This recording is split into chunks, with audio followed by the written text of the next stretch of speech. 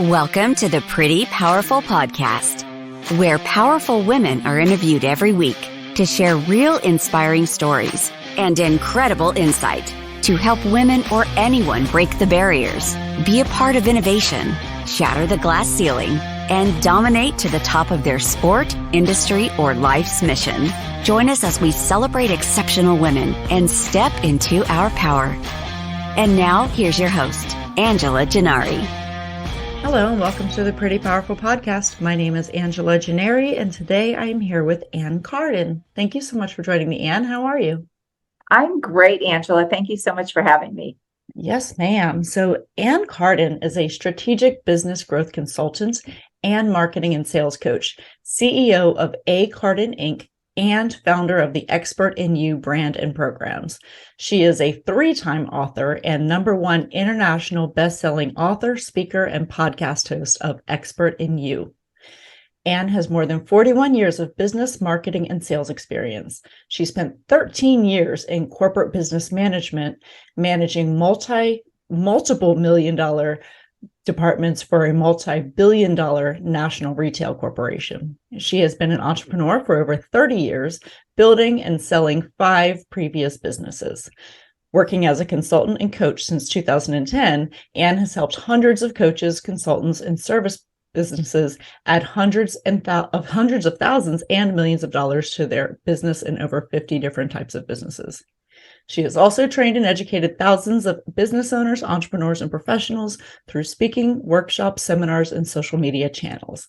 So this is so exciting. And then I also wanted to just recognize that you were recently inducted into the Who's Who in America for Entrepreneurship and into the Who's Who in America for Professional Women. So impressive. Thank you so much for joining me, Ann.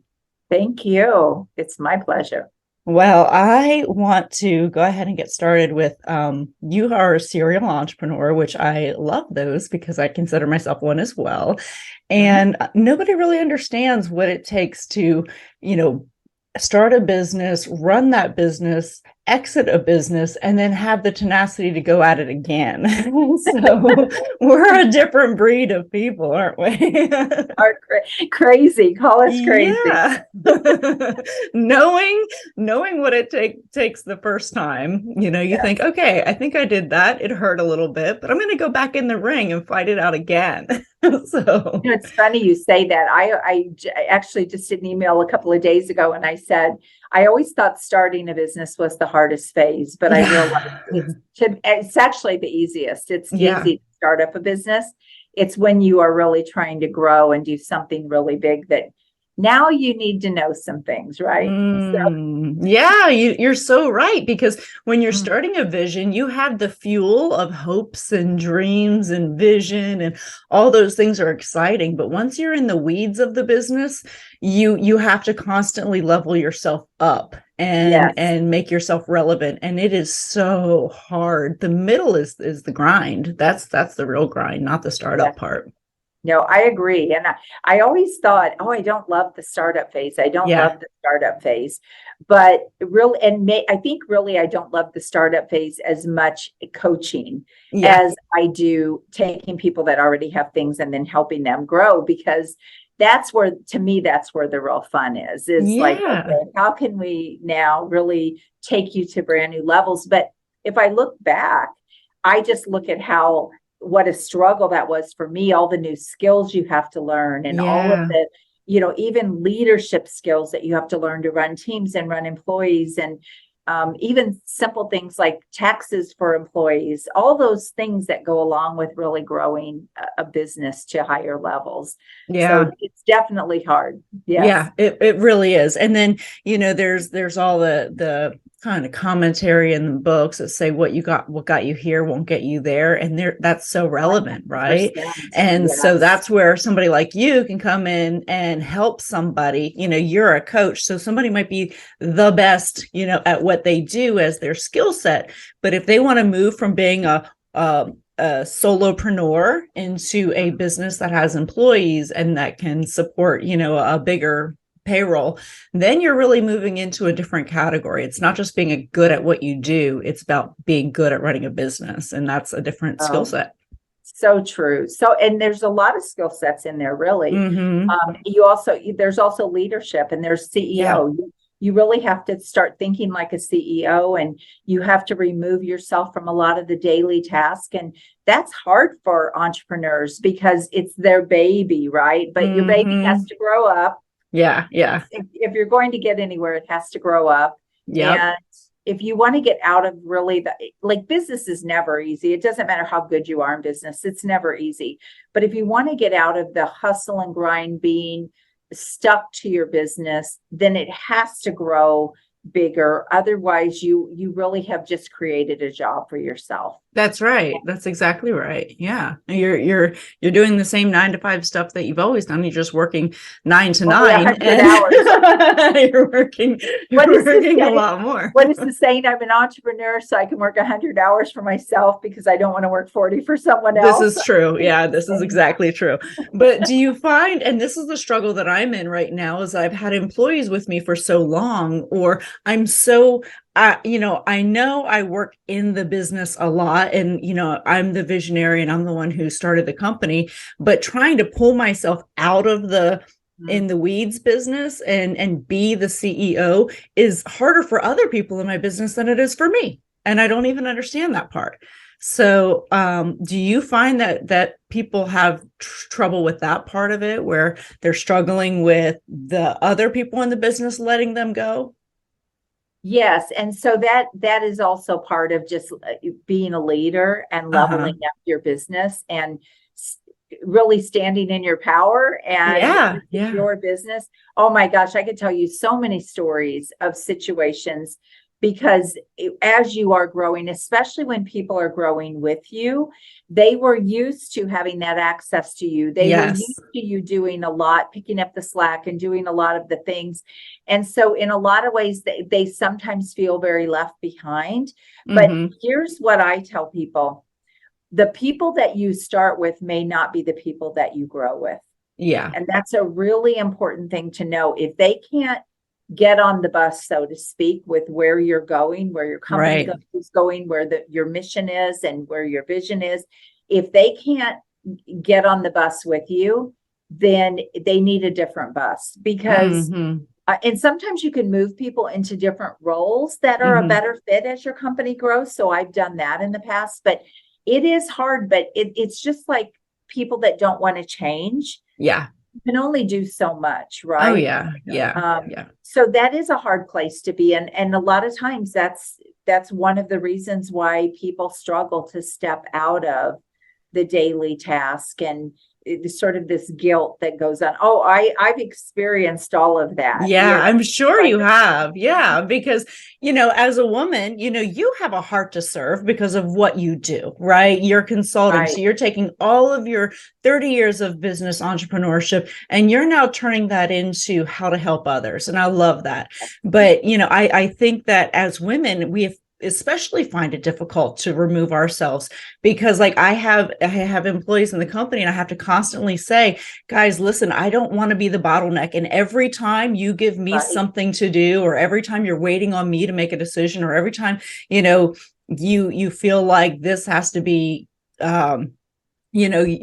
I have to be part of something, I'm the bottleneck. I have 20 things coming at me at a time every single day. Right. And this is going to be one of the tasks. So if you can pick it up, I empower you. Go do it. Go do that. Go do it effectively.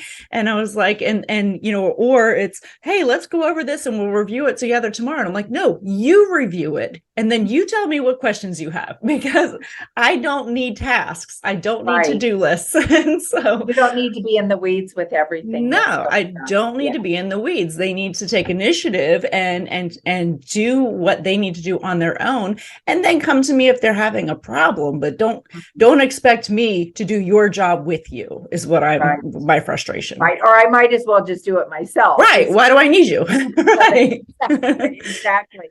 But you bring up a good point. It sounds like you are empowering your people. You're really giving them the opportunity to step up. But this is really kind of where the rubber meets the road in businesses.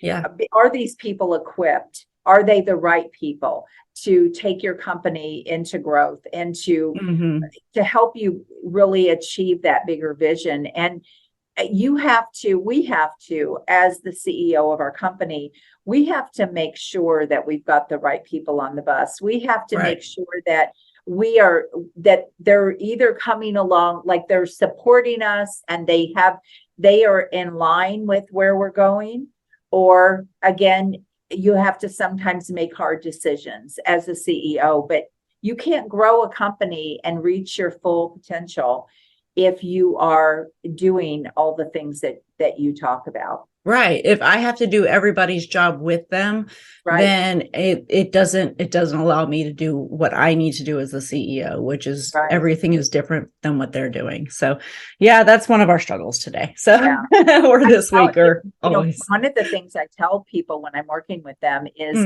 if you are working more than 10 to 12 hours a week in your business, you are losing money. And a lot of people don't realize that, and they don't think about that. And sometimes that's a way when you're trying to get your employees to come along with you and get on the same page as you. Sometimes that is a way. Look, I want to be around for a long time. I want to be sustainable. As this company grows, if I don't step into a CEO role, if I'm not if I'm not able to do that role, I'm responsible for the people that are working for me to pay their paychecks. Their families are dependent on me. Your families are dependent on me. And sometimes when you can, what's in it for them besides just a paycheck, they can start now seeing, oh, okay, because things can fall apart a lot faster as a company grows than when a company was small. And you've got a lot more to lose because now you have other people's lives on the line as well. Absolutely. Yeah. People are depending on me to keep a roof over their head. And I can't do that if, I'm constantly in the weeds in the business and I'm not able to focus on growth and structure and, the operations that need to happen in order for the business to move forward. So yes, I 100% agree with you. So you've owned several businesses and I love that you have successfully exited a few of those. And so you're still running the others. And so that's to me, very, very inspiring. But what made you make the leap into coaching? Yeah. So after building 5 other businesses, in my last 2 businesses, I worked with a business coach. And it was so impactful and it was so valuable. I was in a new market. I had opened 2 new businesses. It was during a recession and I couldn't get those businesses above break even and everyone else was shutting down. And I didn't have a business problem as much as I had a marketing problem. And I had always struggled with marketing. So I hired a business coach. Before that, I didn't even know business coaches existed. Yeah. She was the first one to kind of come in my face and say, hey, I can help you. And I didn't even really know how she could help me, but I knew that I couldn't keep doing, or actually, I take that back. I was running 4 businesses at the time. So I was going back and forth between the 2. They were about an hour apart. And I did that for about a year. And my husband said, I was living those businesses. And even though I had employees in both places running them, I was exhausted. I was on the road. I was back and forth. And my husband said, something's got to give. And that's when I made the decision to sell 2 of them. And so I hired her because I could not get the other 2 above break even. And I was exhausted. And I didn't even feel like I even knew what to do at that point, even though I had built all these businesses. And it was truly a marketing problem. I was literally racking up credit card debt trying to market that business. And we were kind of a high-end club. It was a completely different market, a different city. Everything was different. So I struggled. And when I brought her in, she turned me around in 30 days. It was totally a marketing problem.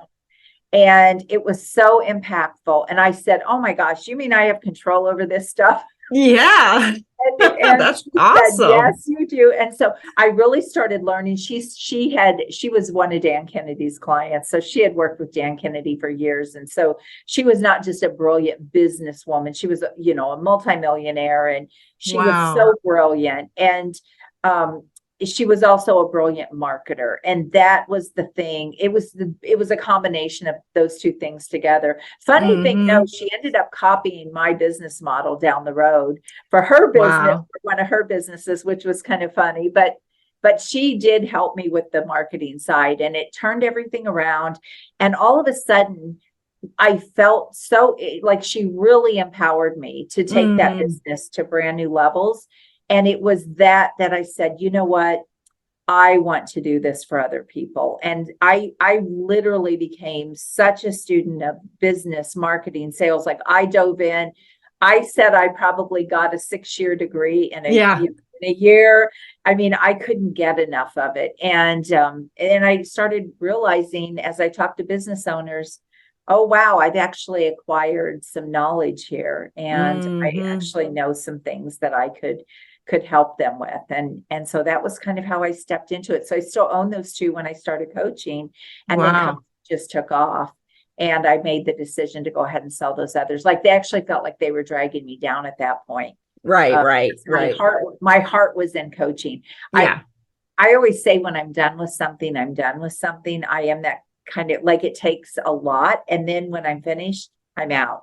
Yeah. And that's how I felt with those two businesses. It's like, no, I think this is my vision for where I want to go. So. Well, I love that story because, so many times in our business, we feel stuck and we immediately think it's the business, right? Like, nope, the business is just not going to work. There's a problem with the business. And sometimes it's a problem with us. And sometimes it's a problem with the vision. And sometimes it's an external problem, but we just got to figure out what that is. And we can't just quit. It's just similar to being in a marriage, right? Like you don't just quit when one thing doesn't quite feel right. You gotta keep going and figure out, the root of the problem and not just, the surface of what it's showing. Because typically that's really the value of coaches. I mean, again, I wish I would have had coaches all through the years. I can't even imagine, where I would have been. The thing that I would say is things would have happened faster and they would have been less costly. So not only would I have made a lot more money, because they could have shown me ways and paths to do that, but it was what they could have saved me along the way, and also how fast things could have happened.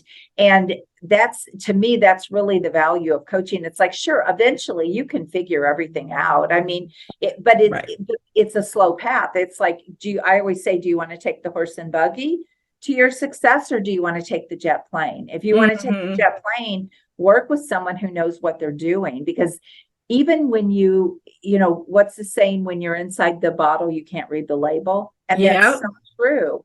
I always say when you're playing the game, when you're in the game, you can't see what's going on. It's like you can't see what's going on if you're a fan in the stands, and you can see the whole ball field and you can see all the bleacher, you can see all the fans. But when you're in the game, you can only see one little piece. And you need that outside perspective. And because we have that today in the marketplace, that's why more and more millionaires are, coming up every single day. It's like 1,000 a day now in the United States, which is crazy. Yeah. But it's all because of what we have access to that we didn't for many, many years. Yeah, absolutely. Yeah, I agree. And the knowledge is out there. There's so many resources.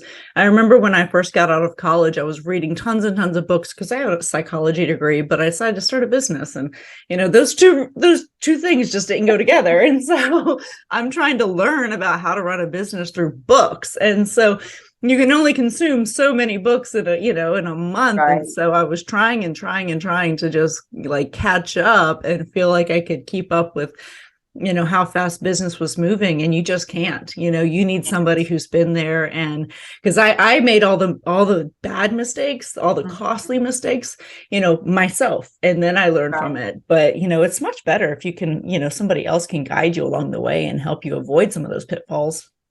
Well, and it just keeps you, there's so many benefits. Like it keeps you focused. First of all, it's like, okay, where are you trying to go? It keeps you focused. It keeps you on course.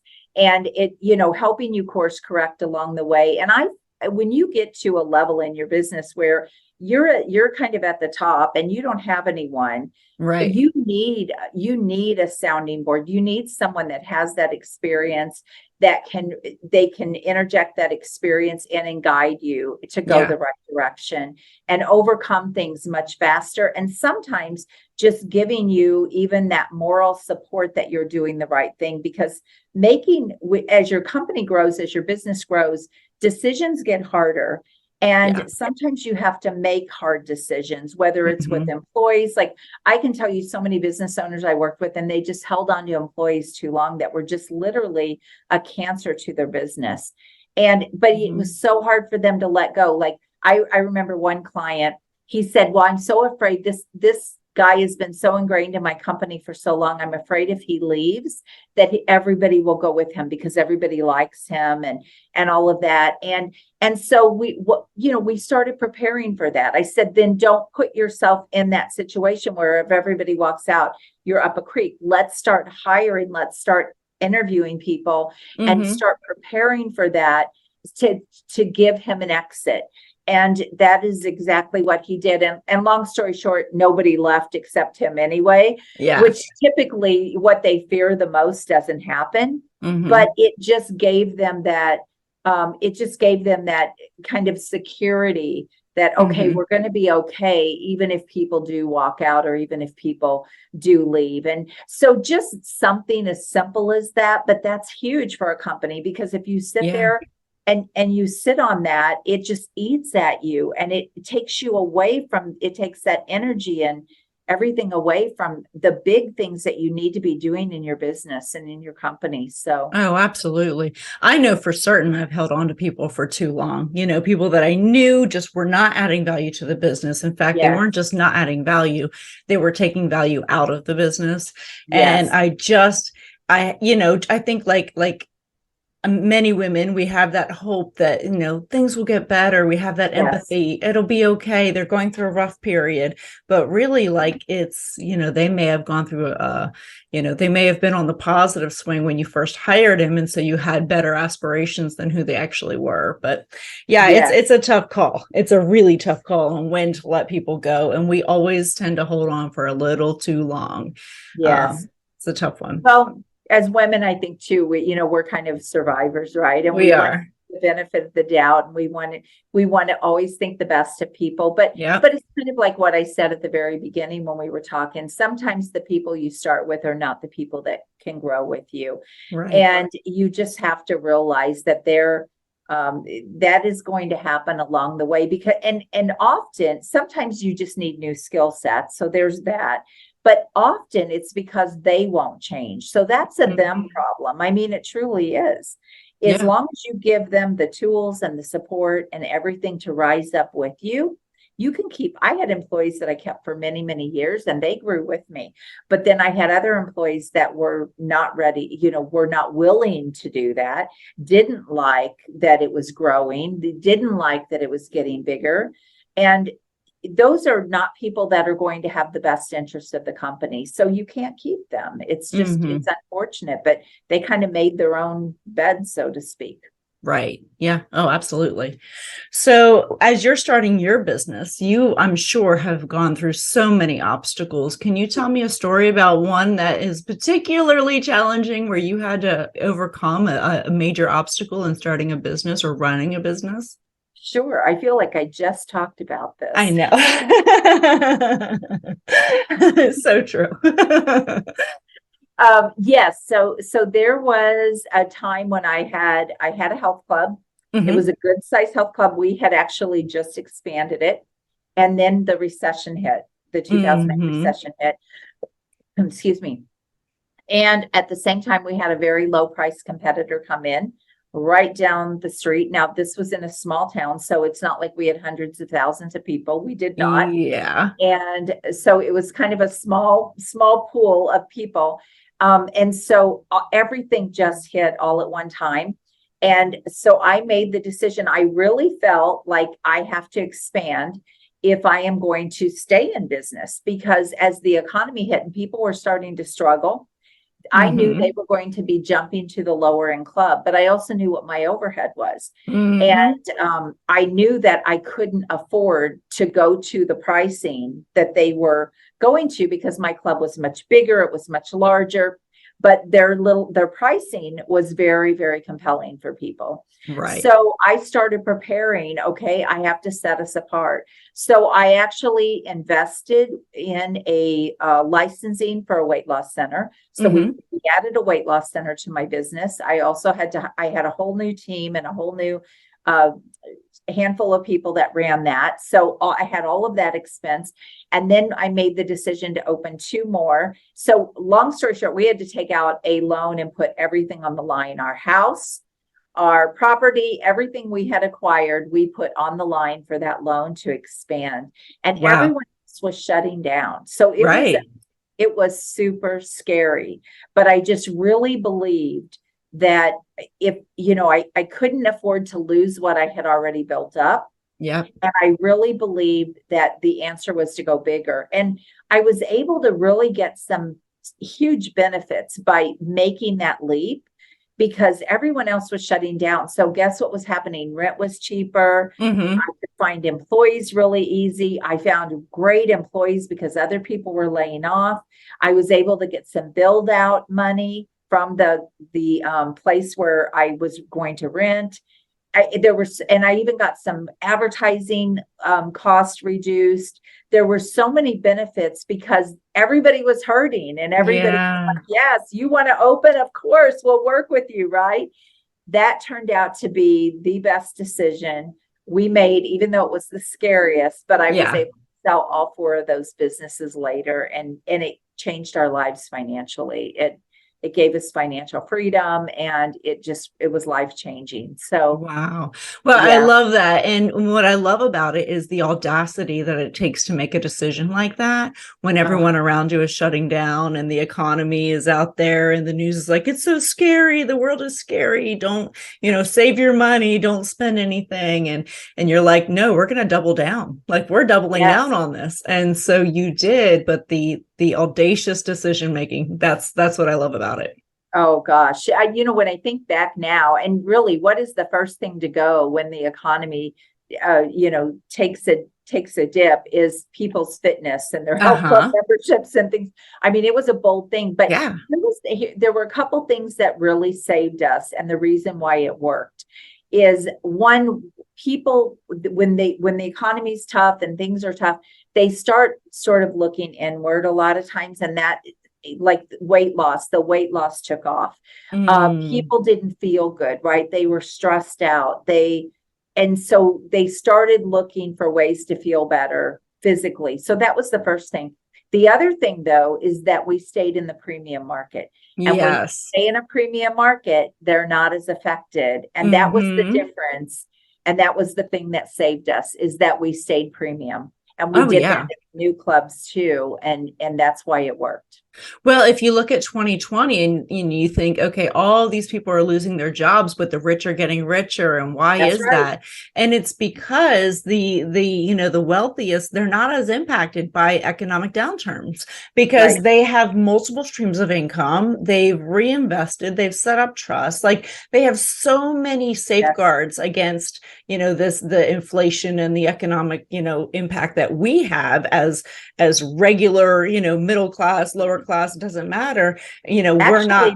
They come out better. They do come out better. As things drop and things go lower, they actually spend less on things. Right. Well, and they're able to capitalize on opportunities, because that's the one thing people don't realize is when you have a recession, like we might potentially be going into right now, that is the land of opportunity. If you can get in during a recession, the chances of success, because at this point you're climbing the mountain, right? And so you're climbing the mountain and you're only going up. It's tough, but you're going up. Whereas if you, like everybody who jumped into real estate in the middle of, the pandemic, when real estate prices were surging, well, you know what? They were on the downslide. So the only way to go is down. So now they're regretting being in, some are regretting being in a market where they got in at that the peak of the market, and now they're going down and wondering why. Well, it's Now, best to get in someone on the like ground. me, I was waiting for it to go down because Yeah. I'm like, okay, already looking, where Yep. can I invest? And that's what people don't realize. And so if you don't multiply your money and you don't have money sitting there, that you have that opportunity, now you can invest, and you're not afraid to do that. And as you do this a few times, you're like, yeah, it's going to come back. It's going to come back at some point. Then you can capitalize on those opportunities. And that is why the rich get richer. That's why people get wealthier, and they're just not affected by a downturn. In fact, like I said, they actually come out ahead because they don't spend as much for things, because everything drops, right? And people are desperate. So that's why I'm just such a believer that staying in a premium market it is definitely recession proof, because well, and and there's nowhere to go when you're already at the lowest part of the market. And, when we talked previously, this is something that I brought up, is that we just lost a major client they came back and said, we decided to go low bid. And it's just such a, stake in the heart when they say something like that. We're going to go with the lowest bid, because we'll never be the lowest bid. We will never, ever, ever, God willing, be the lowest bid. I don't want to be the lowest bid. I want to be a premium product.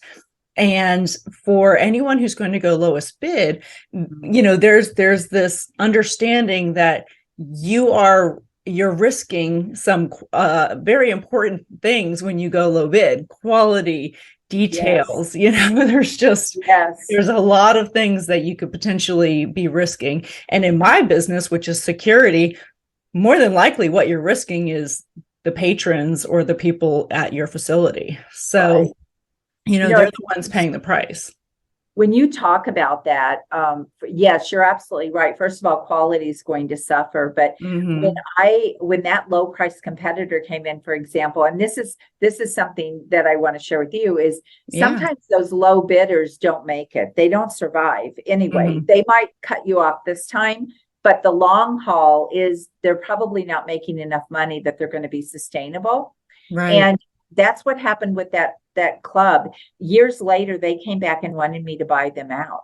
Oh, interesting. Yes. And so I was already out of the fitness business by then. I was coaching and helping people in their businesses.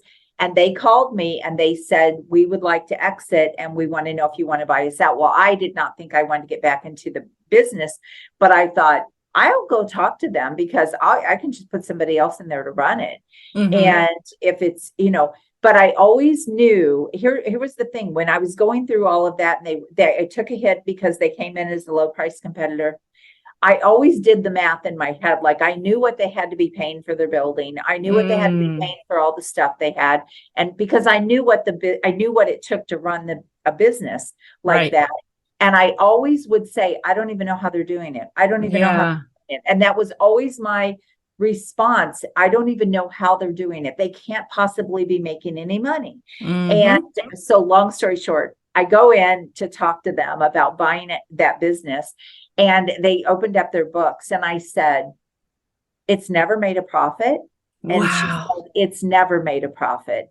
All those years. And I thought, and she said, we did it because we wanted to give our son, our daughter, a place to run a business, but it never made a profit in all those years. In fact, it lost money, but because they had a lot of assets and things, and they had money and they had deep pockets, they just used it as a tax write-off. Wow. So in that situation, somebody was backing that, but that's not always the case. So anyone else that is lowballing, thinking they're going to get work. A lot of times I have worked with multi-million-dollar companies that are not making any money. The owner's taking $25,000 a year. The business is broke. They're literally if somebody doesn't mail in their check to pay them, they're out, right? And so that happens a lot. So you can't ever look at something and say, you might get hit this time, but they're probably not going to be around for the long haul to hit you the next time. Right. Well, and it's only going to take one major lawsuit for them to be gone, because they're going to cut enough corners and somebody's going to get hurt. There's something that's tragic is going to happen because they're just not doing what they need to do as a security company or, insurance and training. And there's so many things that create overhead, but also create value for our company. Mm-hmm. They're going to miss something and it's going to be a lawsuit, and it'll just take one. It only takes one. So yeah, it's unfortunate. It really is unfortunate. But, I think every business has their low ball competitors, and you always wonder, is it worth trying to drop our rates for? And I always say, no, we don't swim in gutters. So we're just going to keep where we're going to keep flying high with the eagles, and we can let them swim in the gutter, but we're not going to do that. It's interesting when you're talking about this. This is something too that I've done this little exercise with clients over the years. Mm-hmm. When they're afraid to stay at premium prices or even get into that market. And so I do the math with them and I say, okay, let's just say you lose 10 clients charging what you're charging. Mm-hmm. And let's look at if you didn't even get any new clients, but these were now your prices and you were just sustaining, they're always making more money, even if they lose 10 clients. So if really you do math, and I'm just using 10 as a number, but if you do the math, you will see that you actually, like if you came down to that bid, you would actually see, wow, I would have to lose this many clients before it actually would impact my business. So when you're working at those higher fees, obviously you don't have to work with as many people. You don't have to have as big of a team. You don't have to have as many employees. There's so many benefits that people don't think about. When you're working at the bottom, you've got the hardest business ever. Right. Because it's going to take so much to manage, so much more team, everything, because it takes so much more to make any kind of money. Mm-hmm. It's like Walmart versus Neiman Marcus, right? Or Walmart. Absolutely. And so a lot of people don't realize that. I teach people how to build $1 million business with a handful of clients. That's my pitch, right? Yeah. Or you can have $1 million business with, $1 million $1 clients. I don't know. You decide which is going to be harder. I personally think the $1 clients are going to be harder. Yeah, for sure. 100%. I agree with you. I always say we put just as much work into those clients that are, the smaller clients that have, very low overhead. And like, I might as well go do the higher revenue stuff because it's going to be a whole lot less headaches. This is why we don't do B2C. We don't do business to consumer. We only do B2B because I'm like, it would take 100 clients for us to make what we make on a business client.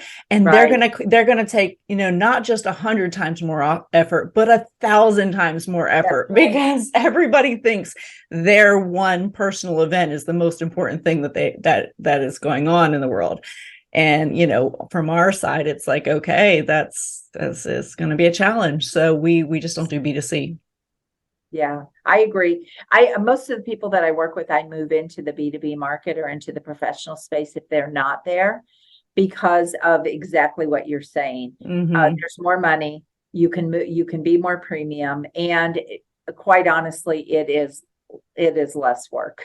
It's a lot less headaches. Well, because, when you do the B2C, people will take advantage. They think if they complain enough, they'll get a discount. If, it's just, there's a lot more that you lack the professionalism. Mm-hmm. And without the professionalism, it just increases the number of challenges that you're going to have. So, when you're working in B2B markets, you have that professionalism. People are going to maintain, they understand not to burn bridges in an industry. And, you want to do the right thing for each other because you're both in business.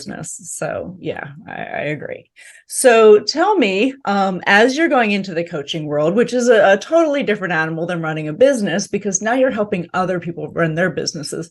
What do you find to be the biggest challenge among small business owners or mid-sized business owners? Yeah, I think it goes back to some of the things we already talked about is them getting out of their own way. Mm-hmm. It's thinking bigger. It's having a bigger vision and allowing someone else to help them. they Mm-hmm. often think that, you don't know what you don't know, right? Right. And so what you know is only going to get you so far. And that to me is the hardest thing to get them to do, or even think bigger, think beyond just staying small. And a lot of people say, well, I already tried big and it didn't work, and so I went back to being small. I'm not Right. saying there's anything wrong with that. I'm just Sure. saying it probably outgrew you and you didn't know what to do. And that's, to me, that just says more about the person running the company, that they needed some help and they needed some new skill sets and they needed to really level up. So that's the hardest thing, is getting people to step up and level up and go bigger and, Mm-hmm.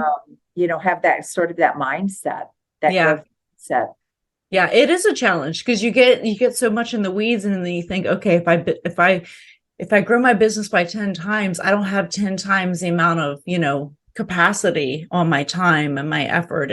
But it really isn't 10 times. It's Less. not, it doesn't grow. It's not that way. It's hard to envision when you haven't been there.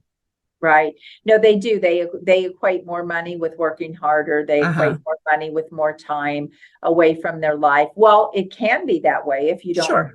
don't put the right things in place, if you don't structure things. But I always say that nothing's a bigger hustle and grind than when you're at that low level in your Yep. business and Yep. everything's dependent on you because you Right. don't have the money, and you like there's sort of this bridge that you have to cross over, right? Like Yep. you're here, you're small, you're ready to go big, and you have to make that leap. And a lot of people are just so afraid to make that leap. They're afraid of, they think if they lose money at any point, that's a bad thing. But as you're growing, you're putting money back into your business. So you may not see the money, but then you'll get to a point where now the money just comes in, and that's a very different place, and it's a very different life. Oh, it very much is. So you talk a lot about marketing and sales, and that just it tends to be a driver, and revenue drives businesses. We know that, right? So if you don't have the revenue, it doesn't matter, you can't really do as much marketing, but you've got to keep that funnel filled. And that was a challenge that I had when I was building my business. Is I was the recruiter, the salesperson, the janitor, Right. I was everything, the scheduling. And so I would I would start working a lot of events. I'd do all these sales and I'd get all these great events lined up, and then I'd be working them, be like me, myself, working all of these events and keeping it all going and doing the training and the hiring and and then going on site for all the events. And then we'd get to the end of a run of events and I'd have nothing because I didn't have any time to do sales or marketing. And then I'd have to get back to the sales and marketing. And then all of my employees would go away because they had 2 months without work. And so now I had to go back to the grind of hiring and training. Yes. It was a terrible cycle, and I just couldn't get out of it. So, what do you recommend as far as sales, marketing? What advice would you give to people? Yes. The first thing is, you can't ever quit marketing. Wouldn't you? I always say, wouldn't you rather have a waiting list or be turning people away? Yes. Because you have too much business coming in. So if you quit marketing, you get on, this is where you have the feast or famine roller coaster, which is also an emotional roller coaster. I just want to say that, right? Not just feast or famine, but if you just keep the marketing going no matter what, and you have to put a marketing system in place. So it gets to a point where the marketing can't just be dependent on you, Angela. You now have to create a system. How can you bring in clients? Maybe you need to hire a salesperson to go out and build get business and bring business in. And so you have to take that leap to let other people help you build that and keep it going, because worst case scenario, you're turning people away because you're so busy. Right. And that's not a bad place to be, right? Sure. Because then you can keep raising your prices, and then it's the premium clients that you get that will really, and that will help you expand even more. But most people don't get enough clients where they can say, okay, I've got more than I can handle. We're going up on price. We're going to, if you're willing to pay it, then you can come in, right? Yeah. Yeah. But you can't. You have to keep you have to keep filling that pipeline, and you have to keep the momentum going. Mm-hmm. Your company can be quickly forgotten about. Oh, yeah. Like you said, you can't sustain employees or anything. You can't be as good as the next event, like, Right. or at the last event, right? You have to have business consistently coming in. Mm-hmm. So it's understanding your sales cycle and what you do need coming in the door and all of that, but never quit marketing. I don't care how busy you get, you have to have a system. Yeah, I agree with you. I agree. Even if it's to put a wait list on, even if it's to say, hey, we'd love to help you as soon as we can. That way people know, like, hey, I missed the opportunity to do business with, Titan today, but in a couple months when they're free, I'm going to come back, and hopefully you've built up that demand. So we talked about you look good as a company. Yeah. Oh, yeah. We're waiting for your services. Absolutely.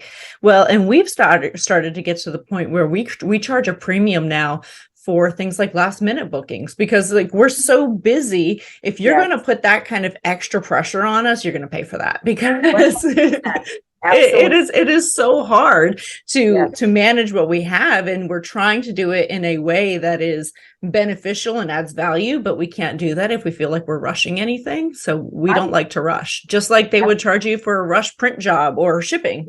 Same thing. I do the same thing. It's like, you help in 90 days, you want an intensive, you want things to happen fast, great. You're not going to pay less, you're going to pay more for that, right? Because it is more pressure, and it is so yes, I that's just smart for you to do that. Because, and you deserve to make that extra money if you're putting more pressure or having to bring an extra team or whatever that is going to be to fulfill their needs. Then that's a great way to do it. So yeah, absolutely.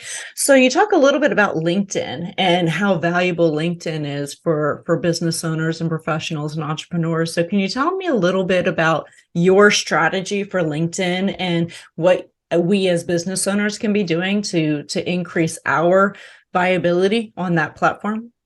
Sure. Well, I think anyone who's in business should be on LinkedIn, even if their primary people are not on LinkedIn. So LinkedIn is a professional site, right? So Fortune 500 companies, all Fortune 150, and they're all going to be on LinkedIn. High-level professionals are on there. 43% of the world's millionaires are on LinkedIn. Wow. Those are important things to know. 63% of decision makers are on LinkedIn. Interesting. Okay. Yeah. So so everyone should be there. Now, maybe your ideal clients are not on LinkedIn, but LinkedIn is a search engine. So when you optimize your LinkedIn profile, it comes up at the top of Google, just like your website. So if somebody were to search your name, you want that LinkedIn profile to come up. And if you set your profile up right, it's almost like a mini website. There's nothing else out there. There's no other social media platform that's like a mini website. You can have all of your work history. You can have all of your experience. You can have recommendations. You can have your education. You can have featured things that you want people to see. You can have a newsletter on LinkedIn. You can have a blog on LinkedIn. There's no other platform that is as robust as that. Think about that, so it is a place where everyone should be, but you want to optimize it for your ideal clients. And you want to make sure that when you set up that profile, it's about who you're targeting and less about you. So there are places on there for you to have your company and what you're all about and everything. But where people make the mistake is they set up their LinkedIn like a resume, and you're not looking for a job. Right. You're looking for business. So you want to set it up so that it's relevant to the people that you want to attract, and you want to use it as an attraction tool. So that's the very first step in LinkedIn, is making sure that profile is set up in the right way. Okay. Yeah, that makes a lot of sense. And it helps you to build your own brand, right? So I think brand 100%. Building is really important as a leader. So it's not that I'm trying to separate myself from Titan, my company. I'm just trying to build my own personal brand as well, because it adds value to Titan, because, obviously the two of us are tied together. So two brands, kind of in cohesion. So I do try to work a lot on building that personal brand, and LinkedIn is a big part of that. Yeah, super excited, because if you ever decide too that you want to sell and you want to exit and you want to start something else, and that was really why it was so easy for me to jump when I sold and exit, when I exited my business, it was really easy to jump into coaching because people knew me. They knew what I was all about. Maybe they didn't even really remember the name of my business, but they knew me. And so it was really easy to step into that next thing. And we all have a personal brand. You can either create your own or somebody's going to create it for you. Trust me. Yeah, this is true. This is true. I always say, own your Google own your Google results, because like if somebody Googles my name, 100%. I know what's going to come up in those Google search engines. And, I want to control that to the best of my ability. And you want to own that. So that means putting out as much good content and as much relevant information that is aligned with what you're trying to build.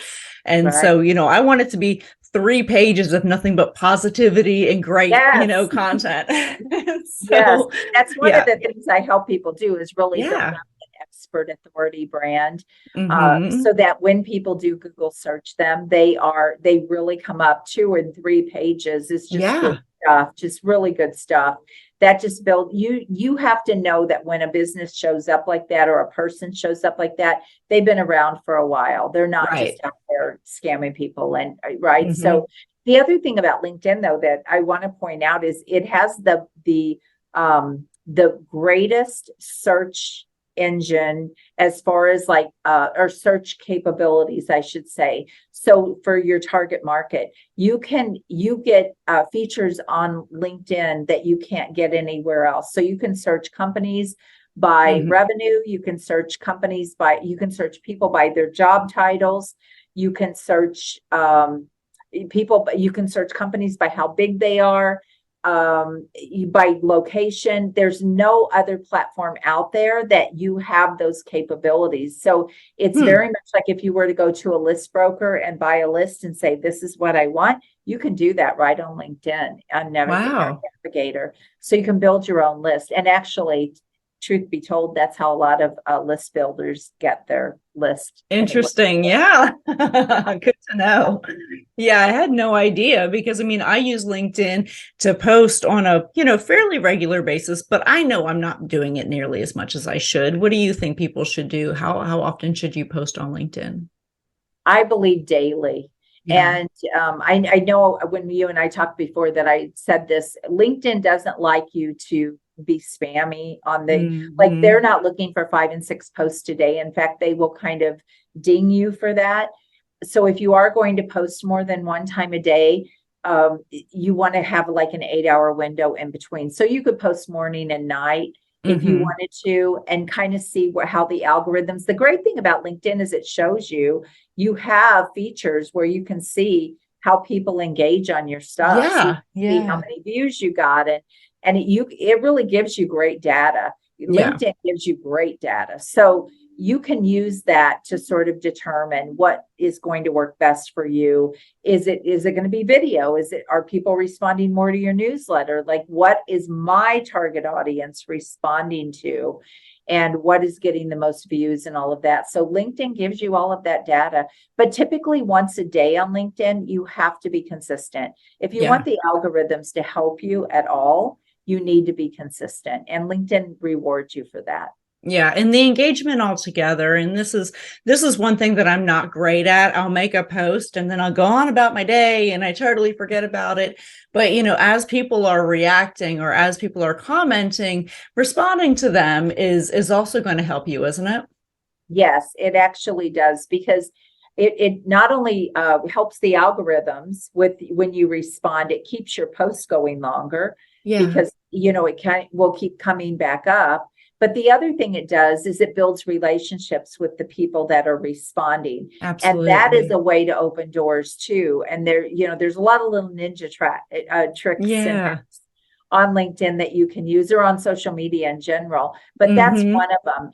Think of it as a relationship. If somebody said, hi, Angela, and you didn't respond, well, how would that look? Right. You just walked away, right? Yeah. And so you have to really kind of treat it that way. It really is. Now, do we always catch everything? No, there could be so much, right?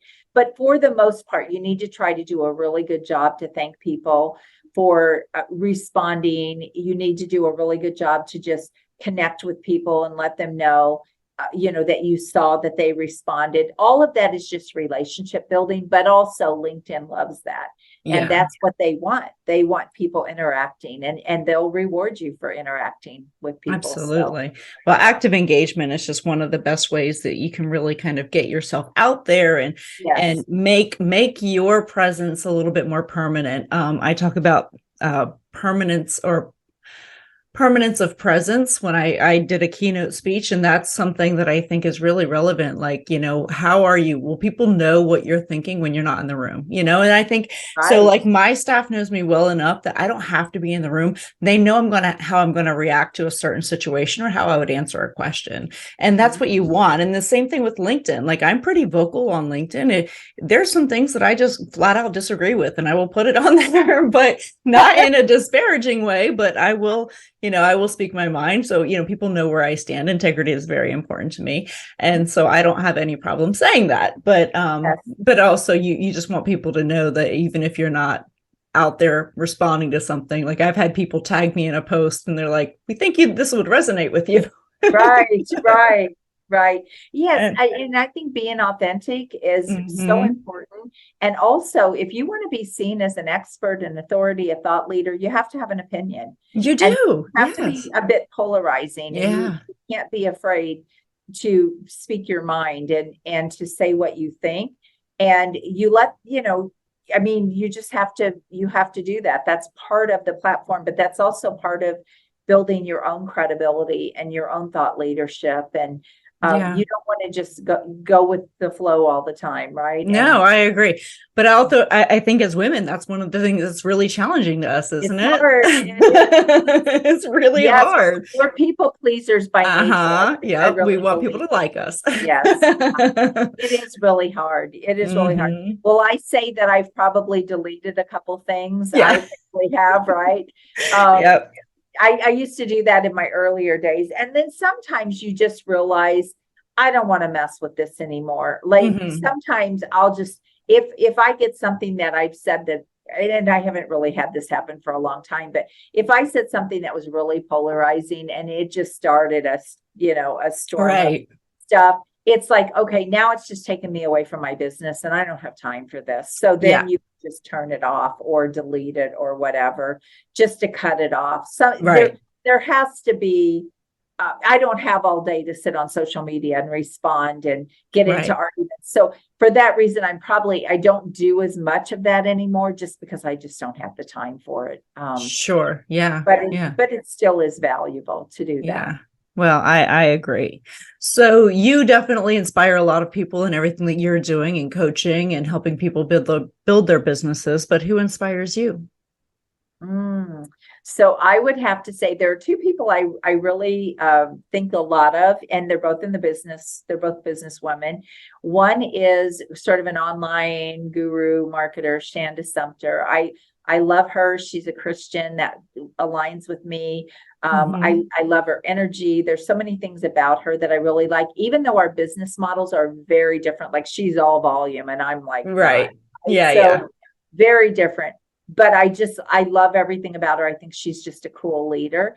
But the other person is Sarah Blakely. And I think she is the epitome of a Wonder Woman. Really? Yeah. Well, I follow her on all the social media as well. And she's got the family and she's got the husband and the business, and she's just out there crushing it. Yes. I love her. She's a sweetheart. People love her as a person. She hasn't sacrificed everything to have, have $1 billion company. I think I had told you too that her story really resonates with me. She started Spanx right out of her living room, and she had boxes stacked up. And my first business started the same way, running a manufacturing company right out of my spare bedroom in my house, and boxes stacked up, UPS coming to my house every day. So her whole story just really, my business, that first business did not go to $1 billion. I just want to say that. but she's just brilliant. And I think that success is when you can have success in all areas of your life, when you can look at everything and, you know, your kids are well-rounded and you have great kids and you have a great marriage and all these things, your faith. There's so many things that go into being successful. And I think Sarah Blakely is just a true inspiration and a great role model around women that want it all, really, to know that we can. I don't want to sacrifice everything for my business, but so I think it's important to kind of keep that vision. Mm-hmm. I agree with you. Yeah, I admire her a lot, and I admire a lot of women who are able to have great balance and, you know, show the world that you don't have to choose one or the other, right? Yeah. Like you really can, you can do it. You can't do it all perfectly and expertly, but nobody can do anything perfectly. So let's just get beyond that. Right. So exactly. We're fallible. It's interesting. You talk about balance. I always say that there really isn't balance. When I hear people talk about, you know, life work balance, I'm like, no, I don't believe in that. I believe the pendulum is always swinging, right? Yeah. The thing is, it's either you can't let it swing too far right for too long, and you can't let it swing too far left for too long. Like to me, the balance is having the awareness to know, oh, I need to pull this back. Oh, I need to pull this back. So sometimes your business takes massive priority and you have to get everybody on board with that. And then sometimes it takes a back seat a bit. And because you've got other more pressing things in life going on. So to me, that's balance, when you can kind of keep the pendulum kind of here and not so far here. If that No, totally makes sense. I agree with you.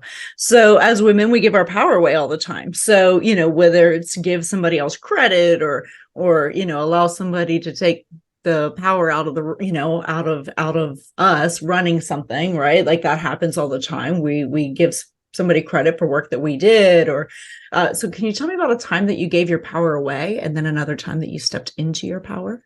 Well, I'm always having to step into my power, but easy to give it away without realizing it. So a couple of days ago, I ran a virtual event, and I had a room full of coaches, consultants, professional entrepreneurs, and I'm teaching them and training them. And what I didn't do that I usually do is establish authority at the beginning and say, okay, I'll have a time for questions. You can put the questions in the chat or write them down so you don't forget. And then I'll have a time to do that. And I did not do that. And we didn't keep everybody's mics muted. And that was a huge mistake, because then I had a couple of people that, as I started going through the content and teaching, wanted to know specifically about their business. And then I found myself coaching them in a whole room full of people. Oh, yeah. That was giving my power away. Instead of saying, let's stay, I'll answer those questions. We'll keep those. We'll do that at the end. I'm a giver. So it's really, I have to work on that consistently, because I'm like, oh, yeah, let me help you. Let me do that. But that was a perfect example of giving my power away, because I let that control the room instead of me controlling the room. And it was subtle. I mean, it was a simple thing, but it's those little ways that we do it, instead of just staying in our authority and keeping control of things that we need to keep control of, and not letting people take us off of our game. And that's kind of what happened. It took me a bit off of my game. Also, I tell them you have to have your cameras on, and we even do a pre-interview with them and let them know that. So when they go off camera, I should step in, and, you know, I should have stepped in and said, okay, I just want to stop for a minute and just say, everyone in here agreed to have your cameras on. Right. And so if your cameras are going on and off, that is a problem, and it's disruptive to the room. Like that would have been stepping into my power. I did not do that, by the way. Next time I will. But, you know, that's simple. That's a simple thing. As far as stepping into my power, I'm consistently doing that, whether it's with clients. I have a client right now that he's new to business. He's so brilliant, and he has all of this experience, but he's just not doing what he needs to do. And so I've had to have some hard conversations with him, because I am never about just taking someone's money and not not doing everything in my power to help them get results. And so I had to have, some very difficult conversations to get him moving, and we were able to accomplish that, which was great. But it's hard as a woman. You have to step up and say, okay, I'm just going to call, I'm just going to call it the way it is. This is what I'm seeing. This is the problem. This is where we need to go. This is the problem.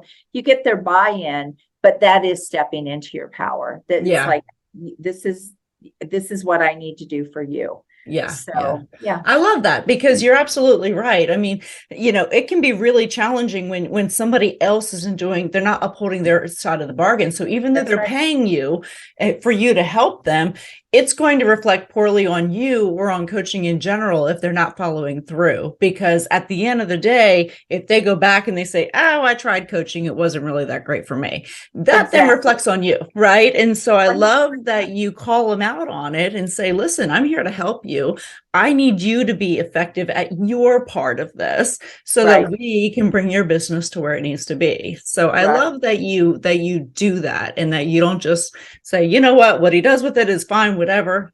And then I only work with so many clients, and for that reason, there's too many people, there's too many coaches out there that have programs that they really don't care. It's like, you're responsible. We're going to give you the tools. You're responsible for your own results. And I do have that in my agreements and things like that. But because I work with my clients, even in my, I have a semi-private masterminds, there's only 6 in there. So it's really important that I'm still pouring into them and helping them get results and keep, I want to uphold my end of it. But he told his wife, Ann, had to come to Jesus meeting with me. And I love it. Now I'm on track. But you know what? It was sometimes I just have to find out, why are you not doing there's a reason why you are not doing what you're doing. And I feel like I need to lead them. So sometimes when people aren't doing things, there's a reason. And if we don't ever take that extra step to again, be a leader and step in and say, hey, why is this happening? What's going on? Let me help you through this. And, sometimes it's a couple things that you say that completely shifts everything for them. And then all of a sudden they become a rock star. And but I learned that from having umpteen employees and managing people. And, I've always I'm going to try to get the best out of you. And that's how I lead. That's the way I want to do things. Well, and some people aren't ready to receive information, and that's another challenge I imagine you might have as a coach, is that, somebody may not be ready to receive the information until you find another way to let them understand the relevance of it. And so, or people just, an example I'm thinking of is we had I belong to a CEO think tank, and we had a discussion, few weeks ago, and I got really frustrated because we were, there was one CEO in the front of the room who was just taking up everybody's time with the one same problem. We're all offering advice and we're all giving him, our experiences. And he's like, well, but then this, and then he had an excuse for everything. And and finally I just said, look, guys, we're beating a dead horse here. We're not getting through. He has to do it himself. It doesn't matter how much advice we give him. It doesn't matter how many real world scenarios. It doesn't matter how many banking contacts. It doesn't matter what we throw at him right now. He's not ready to receive it. Can we please move on until he understands what the impact is? Right. No. Well, and he wasn't understanding the impact of how this could potentially grow his business and, the roadblocks that he was putting up for himself. I said, he's convinced himself that this was not going to work. So no matter what we say, it's not going to take an effect until he recognizes the need. And lead a horse to water, right? But you can't 100%. 100%. The great thing about the interesting thing and the great thing about coaching is I get to choose my clients. That's great. I don't work volume. If I work volume where I had salespeople bringing in people and I had no clue who was coming in, I would have more of that. I don't really have that because I really do vet my clients, and I want to make sure that I feel like they're 100% aligned with where we're going. and that they're all in and they're coachable. And so I don't have as much of that. I have in the past before I figured these things out. Like when I started, I had the worst clients. I mean, that was the thing that made me take a step back in my business.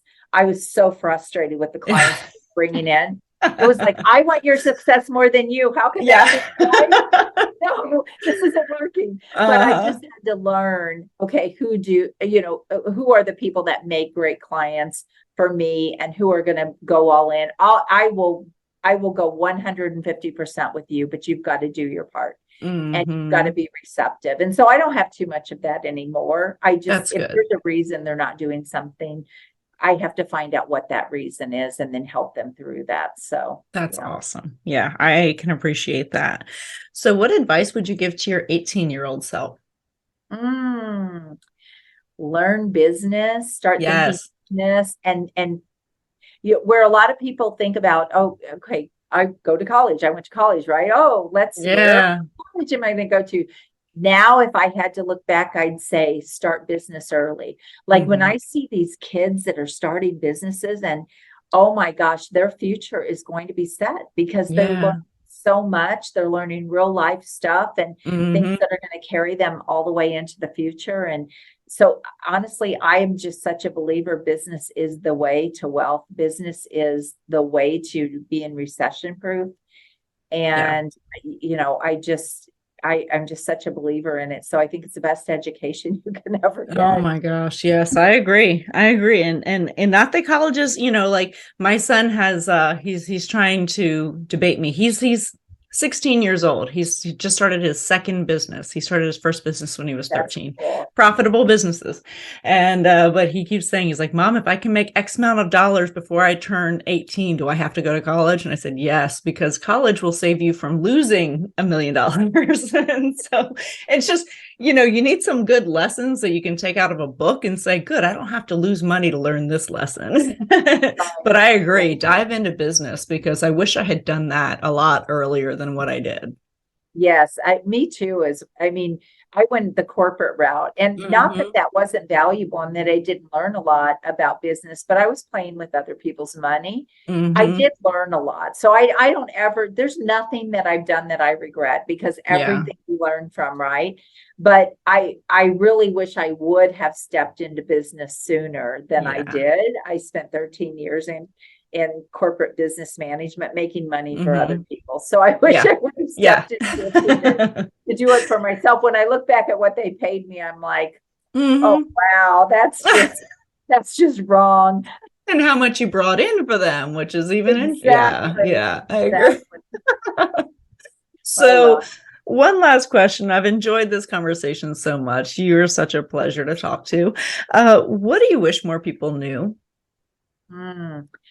I wish more people, it goes back to what I said. I wish more people knew the opportunities that are literally all around them. And a lot of people take the safe route, or they think I can't do this. I wouldn't know how to do this.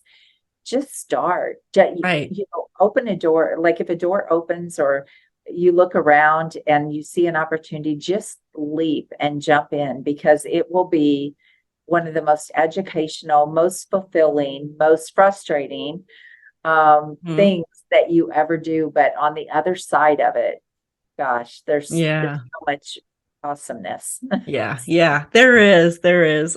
I love it. Well, thank you so much, Anne. I have really enjoyed our conversation. You are just so incredibly interesting to talk to because you have such great information to share with us. So, Anne, how can people find you? Yes, you can go to my website at annlcarden.com, or you can Google me, and you can go to my YouTube channel, LinkedIn, Facebook. You'll find me everywhere. But yes, and if you want to book a call, you can book a call with me on my website, or you can go to acarden.com and book a call if you want some help in your business. Awesome. I appreciate that. And as always, you can find Anne Carden on prettypowerfulpodcast.com. So thank you all so much for joining us, and we look forward to seeing you on the next episode. Have a wonderful day, everybody. Thank you. Bye-bye. Thank you for joining our guests on the Pretty Powerful Podcast. And we hope you've gained new insight and learned from exceptional women. Remember to subscribe or check out this and all episodes on prettypowerfulpodcast.com. Visit us next time, and until then, step into your own power.